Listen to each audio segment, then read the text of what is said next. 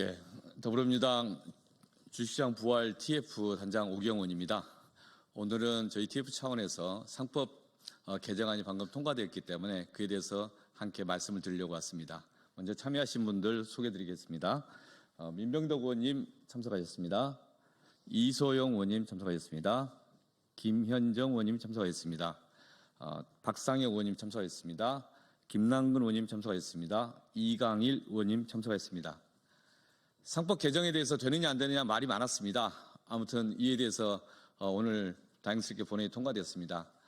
이복현 원장이 제2요구권 절대 거부하겠다, 직을 걸고 거부하겠다고 했습니다. 그 약속 지키시기 바랍니다. 작년부터 일관되게 상법 개정을 지지하고 입장을 표명하신 점도 감사합니다. 이 상법 개정에 대해서 실제 자본시장에 도움이 되도록 또 제도 개선에서 함께 계속 TF 차원에서 추진하겠다는 말씀드립니다. 그럼 저희들이 준비된 이 입장문을 발표하겠습니다. 상법 개정안 정부는 즉시 공포해야 합니다. 오늘 국회 본회의에서 이사의 주주에 대한 충실 의무를 포함한 상법 개정안이 통과됐습니다. 국장 탄틀은 지능순이라는 말은 사라져야 합니다. 우리 자본시장에서 지금 무엇보다도 필요한 것은 투자자의 신뢰 회복입니다. 일반 투자자든 기관 투자자든 제대로 보호된다는 믿음을 주어야 합니다.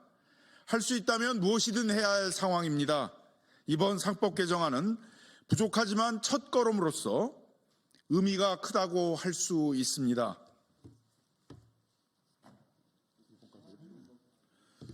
먼저 이번 상법 개정안이 야당만의 의제는 아니었다는 점들을 지적하고자 합니다. 상법 개정은 윤석열 대통령, 최상목 권한대행, 이복현 금융감독원장 등 모두 찬성하고 추진했던 사안입니다.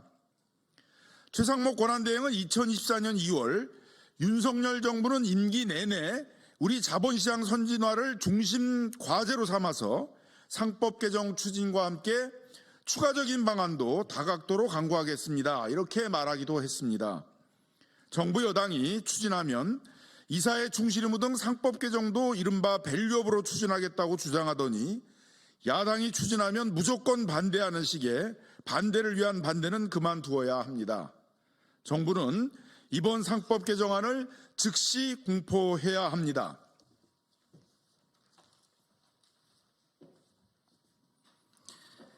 주식시장 활성화를 위한 제도 개선은 계속될 것입니다. 상법 개정안 중 일부는 아직 법사위에서 심사 중에 있습니다. 다규모 상장회사에 대한 집중투표제 의무화, 감사위원 분리선출 확대 등 여러 가지 내용에 대해 관계자들과의 논의가 계속될 것입니다. 정무위 자본시장법 개정안도 있습니다. 정부의 합병 분할 중심 핀셋 규제안으로 논의가 한정될 수는 없고 자사주 등을 이용한 조직 개편 등 현안도 해결할 수 있는 여야 의원들의 개정안도 함께 심사할 것입니다. 핀셋 규제가 아니라 일반적인 상법 개정을 통하고 대주주나 오너 일가들에 대한 핀셋 구제안으로 법안을 보완해 나가면 될 것입니다. 정부 여당도 단순히 반대를 위한 반대가 아니라 우리나라 자본시장의 문제 해결을 위한 해법 제시에 나서줄 것을 요청합니다. 이번 상법 개정과 관련하여 앞으로 수사기관들이 기업의 경영 판단에 과도하게 개입하는 것 아니냐는 우려가 있습니다. 정상적인 경영 판단이라면 이사들이 그로 인하여 형사처벌을 받지는 않을 것입니다. 혹시나 우려가 있다면 재계나 국민의힘은 그 우려를 해소하기 위한 대안을 제시하는 것이 마땅합니다. 이복현 금융감독원장의 상법상 특별배임죄 폐지 등 일부 제안은 주목할 만합니다. 정부나 국민의힘으로부터 건설적인 제안이 있다면 긍정적으로 논의하지 않을 이유가 없습니다. 더불어민주당은 주식시장 발전을 위한 제도 개선에 최선을 다하겠습니다.